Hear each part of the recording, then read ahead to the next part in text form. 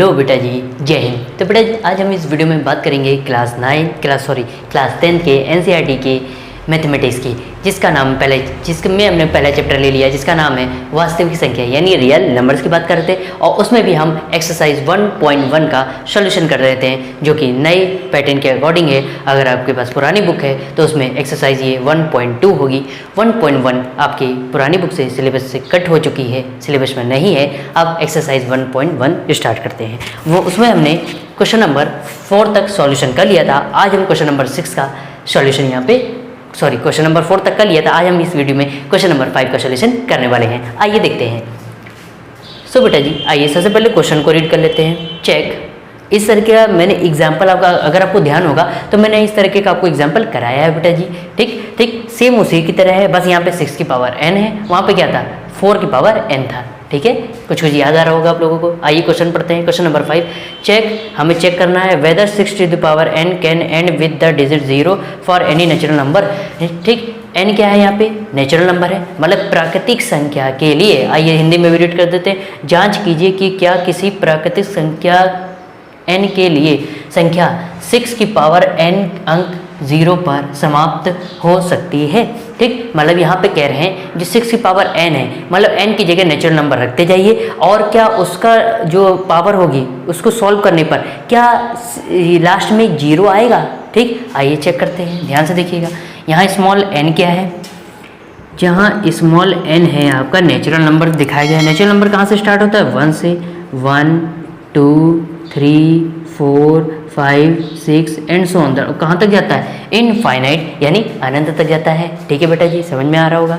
ठीक, अब यहाँ पे ध्यान से देखिएगा क्या दिया है 6 की पावर n दिया हुआ है। ठीक, अब यहाँ पे रखते जाइए।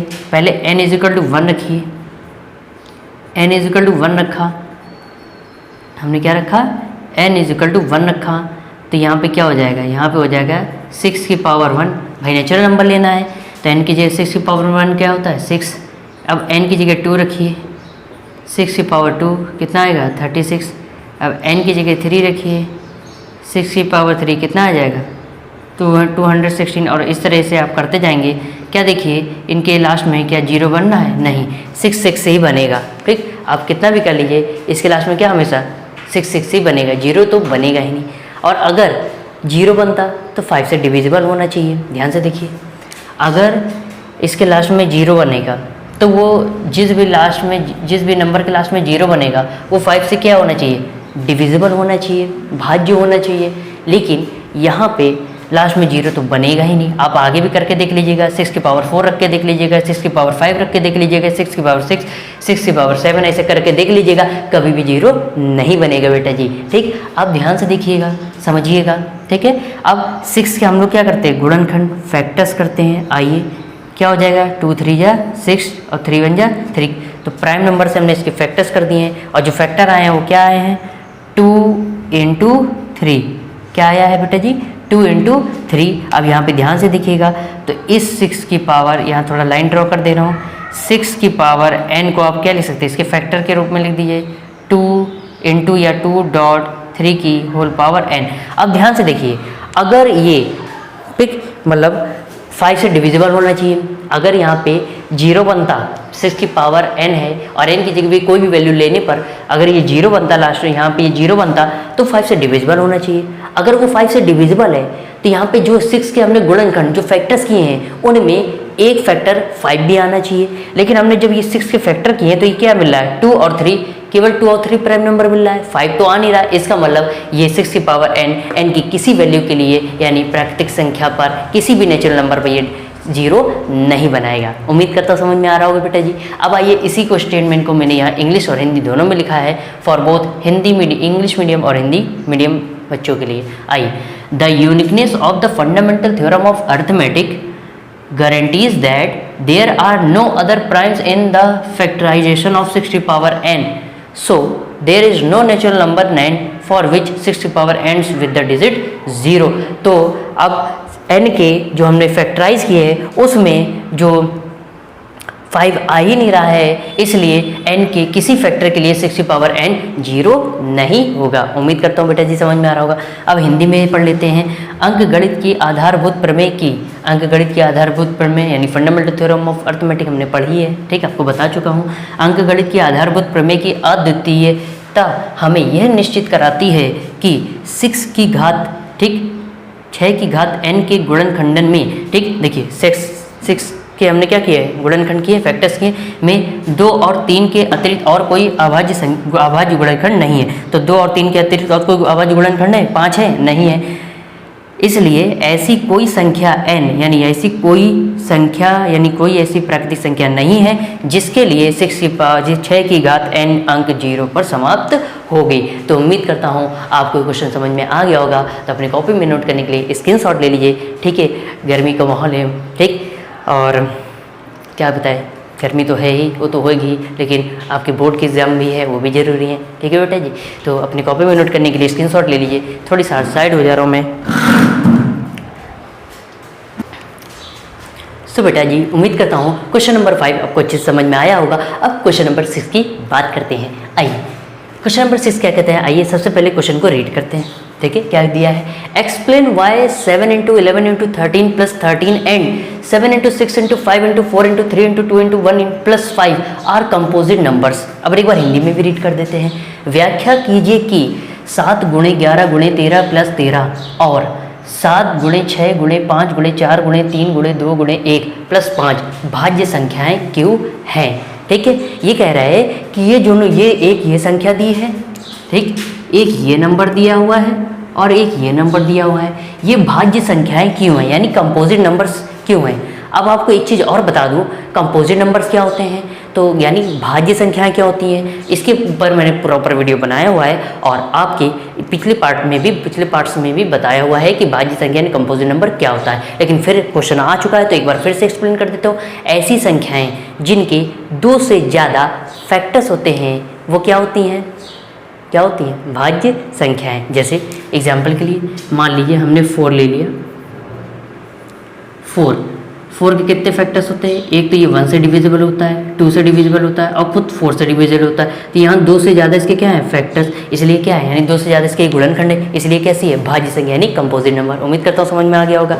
अब आगे बात करते हैं। अब मेन जो हमारा क्वेश्चन है उसको सॉल्यूशन सबसे पहले करने का तरीका। बोर्ड एग्जाम में अगर मान लीजिए ये आपका आ जाता है किसमें, ऑब्जेक्टिव में, तब आपको डायरेक्ट कर देना है, ठीक है, रफली वर्क करके डायरेक्ट करके कॉमन लिख के सॉल्व कर देना है। और अगर सब्जेक्टिव में आ जाता तो इस तरीके से करना है जैसे मैं बताता हूँ, ध्यान से देखिए। सबसे पहले यहाँ पे संख्याएं क्या दी हुई हैं, सबसे पहली संख्या लिखिए 7 × 11 × 13 + 13, ये संख्या ली है। अब ध्यान से देखिएगा बेटा जी, इसमें से इन संख्याओं में से ये 13 है और ये प्लस का साइन है, ठीक, संख्या जो दी हैं इनमें से एक पार्ट ये है और एक पार्ट ये, प्लस के इधर एक पार्ट है, प्लस के इधर एक पार्ट है। अब ध्यान से देखिए इन दोनों पार्ट में से कॉमन नंबर क्या है, मतलब कॉमन का मतलब ऐसा नंबर जो दोनों तरफ हो, इधर भी हो इधर भी हो। क्या है बेटा जी, 13 है, ठीक है, 13 है, तो हमने इससे कॉमन क्या ले लिया, 13, बाहर 13 जो कॉमन ले लेते हैं और जितना बचता है उसको ब्रैकेट में लिख लेते हैं, स्मॉल ब्रैकेट में लिख लेते हैं। अब क्या बचा अंदर, 7 × 11 × और क्या बचा 1, ठीक है, प्लस ये तो इधर बचा। अब ध्यान से देखिएगा, अगर 13 का 1 में मल्टीप्लाई कराएंगे तो क्या आएगा, 13 ही आएगा, ठीक। अब 13 यहाँ से कॉमन ले लिया है तो 13 तो चला गया, क्या बचा है, केवल 1। इसी तरह यहाँ से 13 कॉमन लिया, क्या बचा है, 1। अब ध्यान से देखिएगा, अब क्या करते हैं, आगे का प्रोसेस देखिए, 13, अब इनका मल्टीप्लाई करा लीजिए, 1 का इसमें मल्टीप्लाई कराएंगे तो 11 ही आएगा, 11 का इसमें मल्टीप्लाई करेंगे तो 77 और प्लस का 1 आएगा।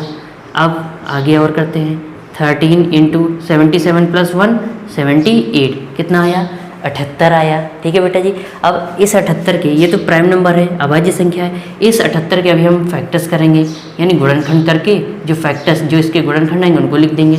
सबसे पहले किससे डिविजिबल होगा, 2 से, सबसे छोटा प्राइम नंबर कितना आएगा, 39, 39 किससे डिविजिबल होगा तो 13 आएगा। अब 13 किससे डिविजिबल होगा, 13 से, तो कितना है 1। जब तक कि 1 ना बन जाए तब तक कि आप लोग क्या करते रहिए, फैक्टर्स गुणनखंड करते रहिए। आइए अब जो इसकी जगह ये 78 आया, उसकी जगह इसके फैक्टर्स लिख दीजिए। 13 इंटू क्या क्या आया, 2 इंटू 3 इंटू 13, ये फैक्टर्स आ गए। अब ध्यान से देखिएगा, कह रहा है कि ये जो संख्या ली गई है, ठीक है, ये जो संख्या है ये अभाज्य संख्या क्यों है, यानी कंपोजिट नंबर्स क्यों है। तो अगर आप ध्यान से देखिए बेटा जी, यहाँ पे 1 2 3, हालांकि 13 कॉमन है, ठीक, तो इसको आप एक ही बार लिख लीजिए, ठीक है, जो कॉमन उसको एक बार आप लिख सकते हैं, एक बार काउंट कर लीजिए बस। तो 1 2 3, इसके कितने फैक्टर्स आए इस संख्या के, हमने इसको सॉल्व किया तो इसके कितने फैक्टर्स, कितने गुणनखंड आए, 3। जो सेम है उसको एक बार काउंट करिए, जैसे 13 यहाँ 2 बार है तो उसे एक बार काउंट कर लीजिए, तो 1 2 और 3। और हमने क्या पढ़ा था कि कंपोजिट नंबर में कितने फैक्टर्स, कितने गुणनखंड होने चाहिए, 2 से ज़्यादा होने चाहिए। और यहाँ पे कितने हैं, 1 2 3, यहाँ पे कितने बेटे जी, यहाँ पे हैं 3, ठीक, जो कि 2 से ज़्यादा है, इसलिए ये क्या है, कंपोजिट नंबर। उम्मीद करता हूँ समझ में आ गया होगा, ठीक है। समझ में आया तो वीडियो को लाइक करो, चैनल को सब्सक्राइब भी तो कर लो यार, ठीक। आइए अब आके नेक्स्ट इस नंबर का निकालते हैं, क्या है, 7 into 6 into 5 into 4 into 3 into 2 into 1 plus 5, ये आ गया। सेम वही प्रोसेस, एक प्लस का इधर वाला पार्ट हो गया और एक प्लस के इधर वाला पार्ट हो गया। दोनों में से कॉमन नंबर कौन सा है, दोनों में से कॉमन नंबर है 5, 5 इधर भी है 5 इधर भी है, 5 कॉमन ले लेंगे, ठीक। अब जितना बचा उसको ब्रैकेट में लिख लीजिए, क्या क्या बचा, 7 into 6 into 5 into 4 into 3 into, sorry 5 तो कॉमन ले चुके हैं, आप यही बोलोगे कि 5 क्यों लिख रहे हैं, ठीक, 5 कॉमन ले लिया तो 5 की जगह 1 बचा, 1 इंटू 4 इंटू 3 इंटू 2 इंटू 1, और लास्ट में क्या बचा, प्लस का 1, क्योंकि वहाँ से 5 कॉमन ले लिया इसलिए यहाँ क्या बचा, 1। अब आगे और सॉल्व करते हैं, मल्टीप्लाई कर लीजिए, क्या क्या आएगा, ध्यान से देखिएगा। 1 का इसमें मल्टीप्लाई करेंगे 6 आएगा, और 6 7 जा 42 आया।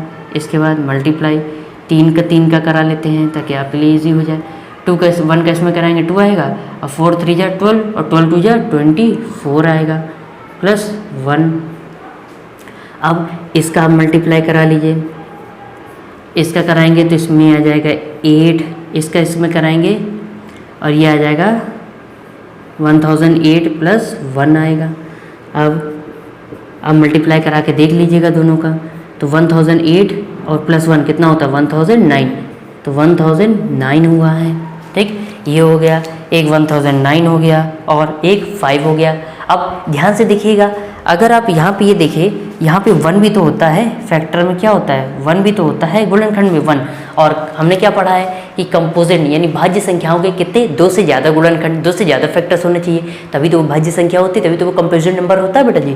तो यहाँ पे कितने, 1 2 3, ठीक, 2 से ज़्यादा गुणनखंड है, 2 से ज़्यादा फैक्टर्स है, इसलिए क्या है, ये वाली संख्या, ये पूरी संख्या क्या है, ये भाज्य संख्या है, यानी कंपोजिट नंबर है। उम्मीद करता हूँ बेटा जी समझ में आ रहा होगा, आया समझ में, आया ही होगा, ठीक, उम्मीद करता हूँ। तो अपनी कॉपी में नोट करने के लिए स्क्रीनशॉट ले लीजिए, थोड़ी देर के लिए मैं साइड हट जाता हूँ।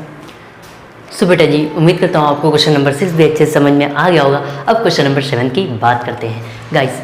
बेटा जी क्वेश्चन नंबर 7 जो है वो थोड़ा काफ़ी बड़ा लिखा हुआ है, इसलिए मैंने इसको बोर्ड पर राइट नहीं किया है। उसकी फ़ोटो यानी पिक जो है मैंने आपको बोर्ड पर दिख रही होगी और आप अच्छे से रीड कर लीजिएगा, ठीक। उम्मीद करता हूँ आप लोगों ने वीडियो को पॉज करके, वीडियो को रोक कर आप लोगों ने क्वेश्चन को अच्छे से रीड कर लिया होगा, ठीक है। आइए अब देखते हैं क्या दिया है क्वेश्चन में। देखिए एक मैदान है, ठीक, एक वृत्तीय पथ के आकार का मैदान है, यानी एक सर्कुलर पाथ है, ठीक है, और मैदान है। अब मैदान है तो मैदान में घास भी होनी चाहिए भैया, ठीक है। नहीं आप कहोगे कि भैया इसमें घास तो है ही नहीं, तो मैदान किस काम का, ठीक है। ये हो गई आपकी घास, अच्छी बनी घास, गाय खाएगी कि नहीं इसको, कमेंट करके बताइए भाई, ठीक है। चलो मान लो ये मैदान है, ठीक, और यहाँ पे एक सोनिया नाम की एक लड़की है, सोनिया और रवि, ठीक, 2 पर्सन हैं, ठीक है। यहाँ पे जो सोनिया है, ये मैदान, ये यहाँ से चलना स्टार्ट करती है, ठीक है, चलना कहीं से भी एक पॉइंट मान लीजिए कि सोनिया यहाँ से चलना, आप कहीं से भी मान लीजिए, मैंने यहाँ से मान लिया कि यहाँ से स्टार्ट करती है और पूरा एक चक्कर लगाने में कितना टाइम लेती है? सोनिया जो है एक चक्कर पूरा मैदान का एक चक्कर लगाने में, ठीक है, एक राउंड पूरा करने में, कंप्लीट करने में 18 मिनट का सोनिया ने लिए हैं 18 मिनट का टाइम लिया है।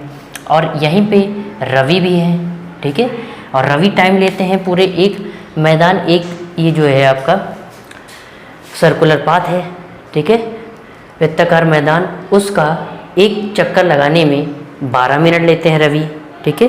अब आप कहोगे कि रवि से क्या कोई दुश्मनी है जो उसकी शक्ल नहीं बनाई? ठीक है, तो बना देते हैं, आप लोग नाराज़ मत होइए, ठीक है। चलिए यहाँ रवि की भी शक्ल बना देते हैं, ठीक। रवि भाई बुरा मत मानना, ठीक है, कैसी भी शक्ल बना दे रहे हैं, ठीक। ज़्यादा ड्राइंग अच्छी नहीं है, फिर भी कोशिश कर रहे हैं कि आपको पसंद आ जाए, ठीक। ये हो गए रवि भाई हमारे, ठीक है। तो अगर किसी बच्चे का नाम रवि है तो परेशान होने की जरूरत नहीं है, ठीक। ड्राइंग अच्छी नहीं इसलिए इसे बना दिया। अब ये रवि है, ठीक। अब ये रवि जो है ये इस ये सर्कुलर पाथ का एक राउंड कंप्लीट करने में कितना मिनट लेते हैं? 12 मिनट लेते हैं। और सोनिया कितना लेती है? 18 मिनट। अब कह रहा है कि जब ये दोनों एक ही जगह से, मान लो यही जगह है, यहाँ से यहीं से चलना स्टार्ट किया, दोनों ने, ये भी और ये भी, सोनिया ने और रवि ने एक ही जगह से चलना स्टार्ट कर दिया, तो कितने समय के बाद वो लोग फिर से यहीं पर आके रुकेंगे, यहीं पे आके मिलेंगे? कितने समय के बाद वो लोग पूरा चक्कर लगा के यहीं पे आके रुकेंगे? तो क्वेश्चन आपको समझ में आ गया होगा। अब ध्यान से देखिए, चैप्टर हमारा जो है रियल नंबर्स, और हमने एचसीएफ एलसीएम भी पढ़ते आ रहे हैं, ठीक। तो अब दोनों की बात कर रहा है, दोनों लेने की बात कर रहा है, यानी हम लोग क्या निकालेंगे? एलसीएम यानी लासा। आइए सबसे पहले हम 18 के फैक्टर्स निकालते हैं। क्वेश्चन आपको समझ में आ गया होगा, उम्मीद करता हूँ। ऊपर क्वेश्चन आपने पढ़ भी लिया होगा। इसकी फैक्टर्स निकालते हैं, यानी गुणनखंड निकालते हैं, तो क्या आ जाएगा? 9। फिर करेंगे 3 से 3 आएगा, फिर से 3 से 3 को डिवाइड करेंगे 1 आएगा। अब इतना करके क्वेश्चन आए हैं तो इतना तो आपको आ ही गया होगा फैक्टर्स निकालना, ठीक। अब 12 का करते हैं तो 2 6 जा 12, फिर से अगेन 2 से करेंगे, कितना आएगा? 3। अब 3 से करेंगे, 2 से तो होगा नहीं, क्या आएगा? 1 1 1 बन गया। अब ध्यान से देखिए 18 के क्या क्या फैक्टर्स आए हैं? 18 के आए हैं फैक्टर्स 2 × 3 × 3, और 12 के यानी 12 के क्या क्या गुणनखंड आए हैं? 2 × 2 × 3। अब हमें निकालना है इसका LCM ऑफ 18, 12। इन दोनों का क्या निकालना है? LCM। LCM यानी लासा, लोएस्ट कॉमन मल्टीपल, लघुत्तम समापवर्तक। कैसे निकालते हैं? पहले तो सबसे पहले हम लोग कॉमन नंबर लेते हैं, जो यहाँ पे भी है और इसमें भी है, जो 18 के गुणनखंड यानी 18 के फैक्टर में हो और 12 के गुणनखंड यानी 12 के फैक्टर्स में भी हो, ऐसा नंबर लिखते हैं जो दोनों जगह हो। तो ऐसा कौन सा नंबर दिख रहा है? देखिए 2 यहाँ भी है, 2 यहाँ है। अब फैक्टर्स ले रहे हैं 2 नंबर का, तो एक जोड़ा बनाएंगे। एक जोड़ा बन गया, किसका बना है? 2 का, तो जिसका जोड़ा बनता है उसको एक बार लिख लेते हैं। अब ध्यान से देखिए एलसीएम में और किसी नंबर का जोड़ा बनना है? यस, 3 का एक जोड़ा बनना है, ठीक। तो जोड़ा 3 का बनना है, उसको एक बार लिख लेंगे, ठीक है, यस × अब जिनके जोड़े नहीं बने, पहले जोड़े वाले जिनके पेयर बनने थे उनको लिख लिया, वो नंबर्स लिख लिए। अब जिनके पेयर से नहीं बनने, जिनके जोड़े नहीं बनने, वो भी लिख लेंगे। 2 यहाँ है, 2 यहाँ नहीं, तो 2 का पेयर नहीं बनना, 2 भी लिख लेंगे। 3 यहाँ है, 3 यहाँ नहीं, लेकिन पेयर नहीं बनना, इसको भी लिख लेंगे। अब इसको अरेंज कर दीजिए आप असेंडिंग ऑर्डर में। पहले 2 आता है, फिर 2 छोटा है, फिर बड़े वाले नंबर आएंगे। अब इनको मल्टीप्लाई करा दीजिए, हो सकता है यहाँ पे दिख ना रहा हो, ठीक। इसका आंसर मैं यहाँ लिख दे रहा हूँ, ठीक है। इनको मल्टीप्लाई करा लीजिए, 3 3 जा 9, 9 2 जा 18, 18 2 जा 36। देन आंसर इस कितना आया? 36 मिनट। तो अब मैंने पहले से यहाँ पे राइट करके लिखा है, hence Ravi and Sonia will meet together at the starting point after 36 minutes, ठीक है। रवि और सोनिया स्टार्टिंग पॉइंट्स पर, ठीक है, 36 मिनट के बाद दोनों मिलेंगे। उम्मीद करता हूँ समझ में आया होगा, ठीक। अब हिंदी में, अतः रवि और सोनिया एक साथ प्रारंभिक स्थान पर 36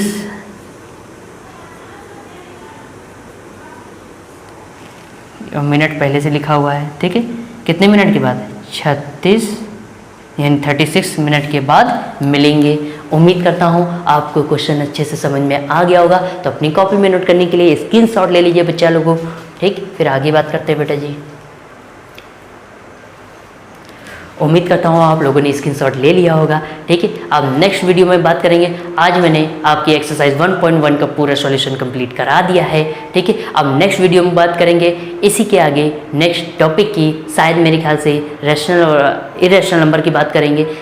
शायद इरेशनल नंबर है, अभी ध्यान नहीं आ रहा है। ठीक, तो इसके आगे नेक्स्ट टॉपिक की बात करेंगे।